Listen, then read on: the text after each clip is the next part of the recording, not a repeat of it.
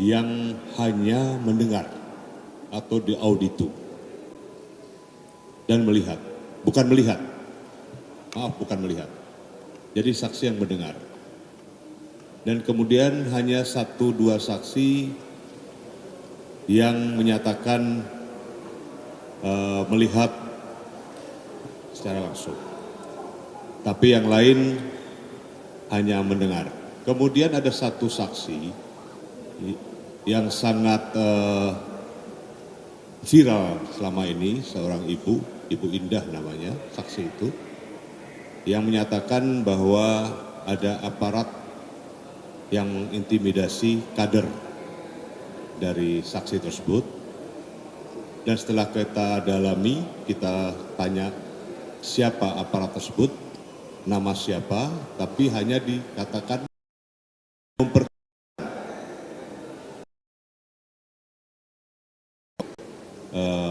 pasukan pengamanan presiden. Namun tidak tahu siapa dan itu sebagai pasukan pengamanan presiden. Jadi beberapa keterangan-keterangan saksi di sini tidak mempunyai korelasi langsung dengan pokok yang dimohonkan oleh para pemohon, khususnya dalam hal ini pemohon 2.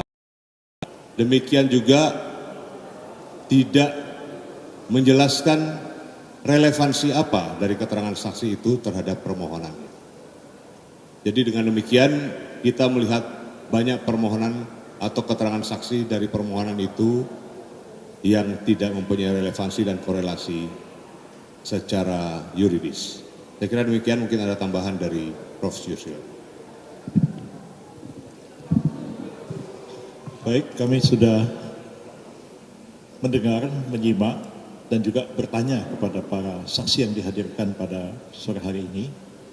Dan kami merasa sangat bersyukur karena saksi-saksi ini menerangkan bahwa terjadi pelanggaran tertentu di tempat-tempat tertentu, seperti di Pandeglang, di Banten, di Gunung Kidul, di Jogja, di Medan, dan lain-lain. Tapi hampir semua mengatakan sudah melapor kepada Panwas dan kepada Bawaslu dan sudah ditindaklanjuti. Artinya persoalan itu memang sudah selesai. Jadi tidak bisa lagi dibawa kepada Mahkamah Konstitusi. Ada 2 mengatakan hanya melapor kepada DPC PDIP Perjuangan, tapi tidak tahu apakah DPC PDIP di tempat itu melaporkan kasus itu ke Bawaslu, ke Panwas, Bawaslu di kabupaten dan seterusnya, itu tidak mereka ketahui. Jadi kalau yang selama ini didalilkan oleh para pemohon, khususnya pemohon 2, bahwa mereka akan membuktikan terjadinya pelanggaran TSM terstruktur, sistematik, masif, dengan hanya menghadirkan 7 orang saksi, dia tidak bisa membuktikan apa-apa. Pasif itu kalau di pilkada itu setengah dari kecamatan yang ada di kabupaten kota. Kalau terjadi itu, maka terbukti ada pelanggaran secara TSM. Tapi dalam kasus Pilpres, daerah pemilihannya kan 38 provinsi. Sementara yang terjadi ini tadi di satu desa di Kabupaten Pandeglang, di satu tempat di Gunung Kidul, di satu tempat di mana tadi yang ibu-ibu itu? Gunung Kidul. Nah, jadi sebenarnya kalaupun itu ada, sama sekali tidak menunjukkan bahwa telah terjadi satu pelanggaran secara terstruktur, sistematik dan masif di seluruh wilayah Indonesia.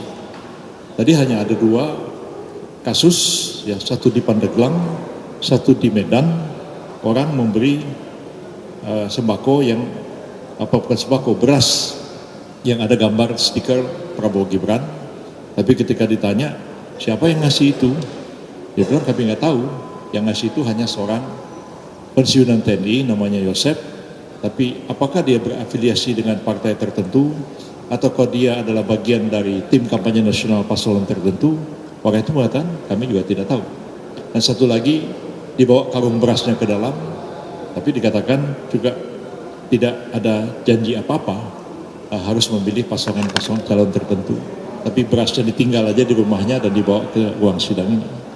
Jadi kalau terjadi misalnya pembagian sembako yang dikatakan terstruktur, sistematik, dan masif hanya 2 kasus seperti itu, dia tidak bisa membuktikan apa-apa.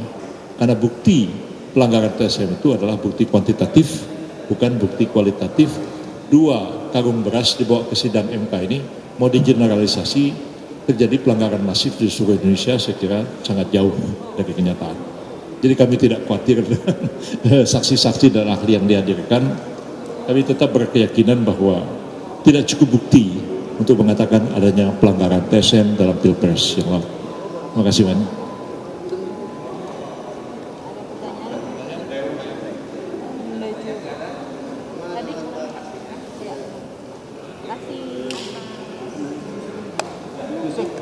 Yusuf, kayak